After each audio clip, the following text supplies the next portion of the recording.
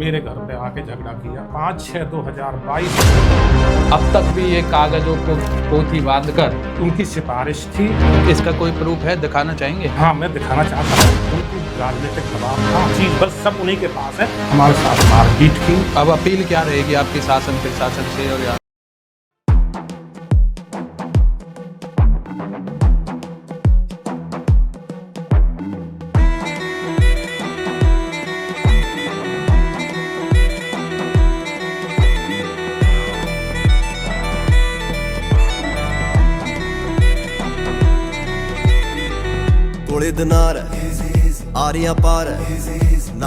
नमस्ते पलवल, मैं अजय चौहान, आप देख रहे हैं संस्कृति न्यूज़।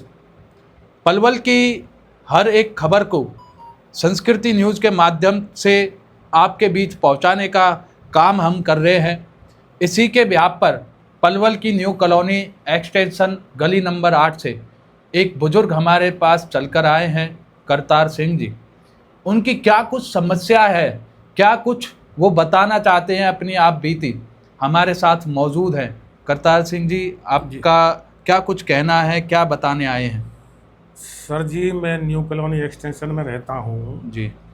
और उसके बिहाफ 5/6/2022 को यादूपन निवासी अनिल, कंचन और ये अमित ने,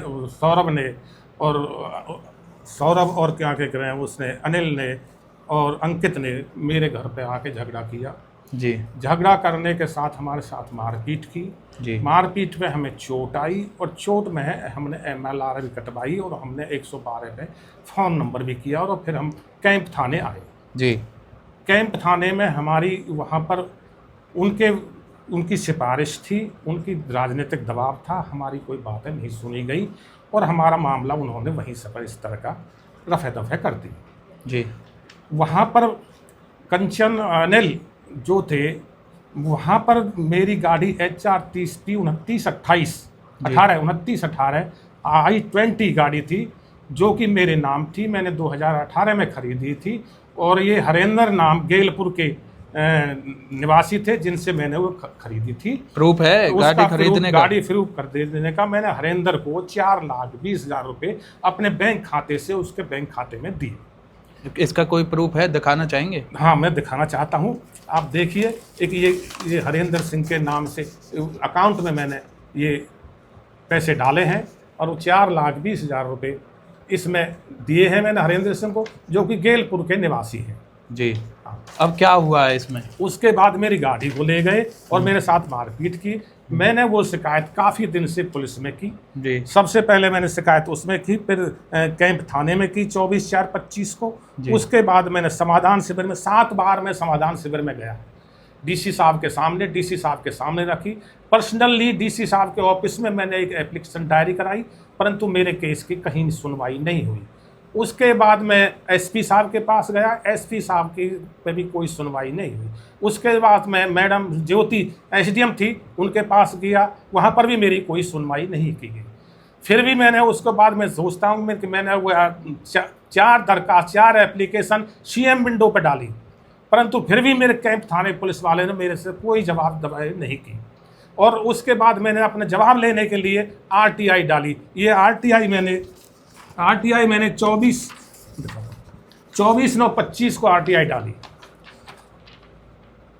एडवोकेट अनिल ने डाली थी इसके लिए, उसका भी उसने कोई जवाब नहीं दिया जी। यानी कि जी, बताइए। मैं प्रशासन से सब तरह से भटकता हुआ, इधर से उधर भटकता हुआ, कहीं पर भी मुझे कोई न्याय नहीं मिला।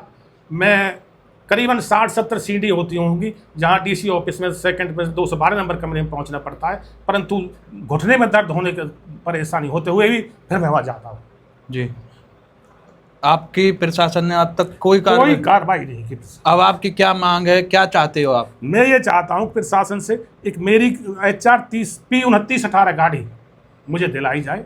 कल का कोई बात होगी और किसी ने कुछ कर दिया तो सबसे पहले पुलिस मुझे पकड़ेगी, फिर ये नहीं पूछेगी आपने दरखास्त दी है या नहीं दी, मुझे थाने में बैठा लेगी।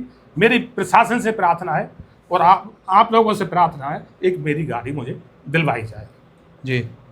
विरोधी पार्टी मेरे पर आरोप लगाती है कि आप चीज़ वस्तु लेके आपके पास हैं, मेरे पास किसी तरह की किसी चीज़ नहीं है, किसी तरह का कोई पैसा नहीं है मेरे पास। मैंने ही उनको अलग से पैसा दे रखा, डीसी साहब को भी लिख के दे रखी है, मैंने पैसे उनको दे रखे हैं।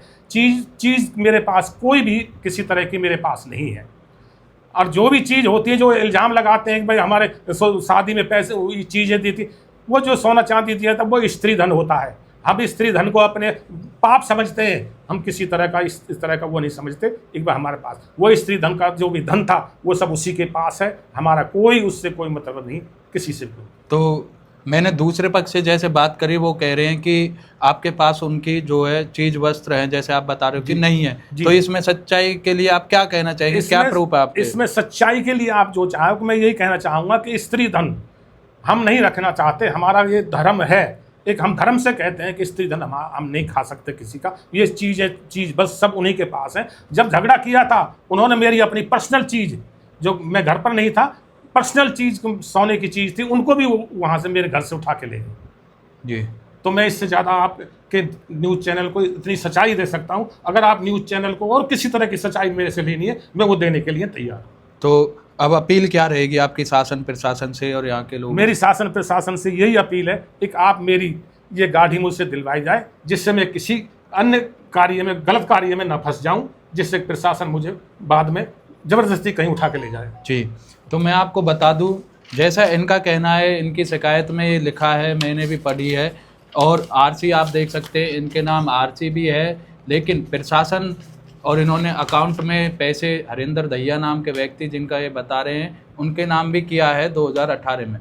इनका जो कुछ पक्ष है ये हमने आपके सामने रखा है। हमने दूसरे पक्ष से बात करी है, दूसरे पक्ष भी आने की कह रहा है कि हम आएंगे, लेकिन मैं प्रशासन से कहना चाहूँगा, आप इन बुजुर्ग को 2025 से ये घूम रहे हैं आपकी दर दर सीढ़ियों पर, लेकिन कोई कार्रवाई नहीं हुई है जैसा इनका कहना है।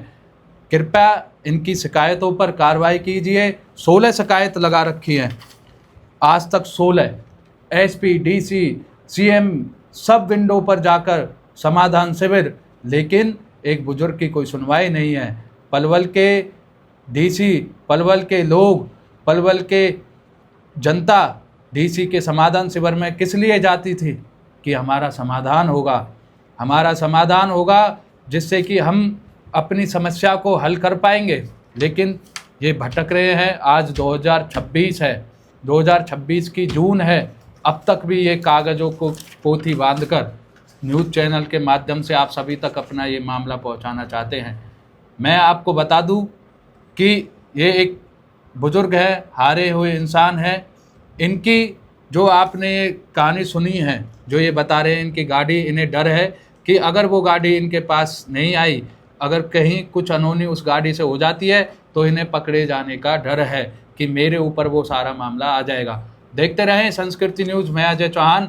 पलवल की पल पल की अपडेट हम आपको लाते रहेंगे, और आपको जो भी कोई आवाज़ हमारे चैनल के माध्यम से, मीडिया के माध्यम से शासन प्रशासन तक पहुंचानी है तो आप हमारे दिए गए नंबरों पर कॉल करें। मुझे काफ़ी दिन से एक गाड़ी लेनी थी, लेकिन सच बताऊं, मिडिल क्लास फैमिली के लिए कार लेना सिर्फ एक शौक नहीं बल्कि सालों की सेविंग्स और प्लानिंग होती है।